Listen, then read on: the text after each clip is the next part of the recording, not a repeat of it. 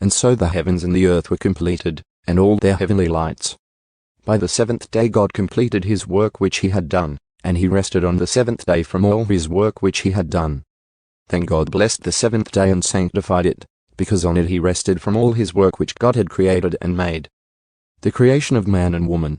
This is the account of the heavens and the earth when they were created, in the day that the Lord God made earth and heaven. Now no shrub of the field was yet on the earth, and no plant of the field had yet sprouted, for the Lord God had not sent rain upon the earth, and there was no man to cultivate the ground. But a mist used to rise from the earth and water the whole surface of the ground. Then the Lord God formed the man of dust from the ground, and breathed into his nostrils the breath of life. And the man became a living person. The Lord God planted a garden toward the east, in Eden. And there he placed the man whom he had formed. Out of the ground the Lord God caused every tree to grow that is pleasing to the sight and good for food. The tree of life was also in the midst of the garden, and the tree of the knowledge of good and evil. Now a river flowed out of Eden to water the garden. And from there it divided and became 4 rivers. The name of the first is Pishon. It flows around the whole land of Havilah, where there is gold.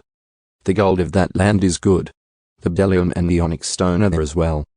The name of the second river is Gihon. It flows around the whole land of Cush. The name of the third river is Tigris. It flows east of Assyria. And the fourth river is the Euphrates. Then the Lord God took the man and put him in the garden of Eden to cultivate it and tend it. The Lord God commanded the man, saying, From any tree of the garden you may freely eat. But from the tree of the knowledge of good and evil you shall not eat, for on the day that you eat from it you will certainly die. Then the Lord God said, It is not good for the man to be alone. I will make him a helper suitable for him. And out of the ground the Lord God formed every animal of the field and every bird of the sky, and brought them to the man to see what he would call them. And whatever the man called a living creature, that was its name. The man gave names to all the livestock, and to the birds of the sky, and to every animal of the field, but for Adam there was not found a helper suitable for him. So the Lord God caused a deep sleep to fall upon the man, and he slept. Then he took one of his ribs and closed up the flesh at that place. And the Lord God fashioned into a woman the rib which he had taken from the man, and brought her to the man.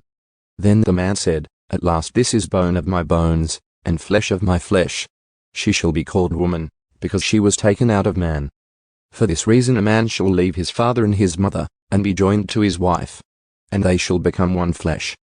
And the man and his wife were both naked, but they were not ashamed.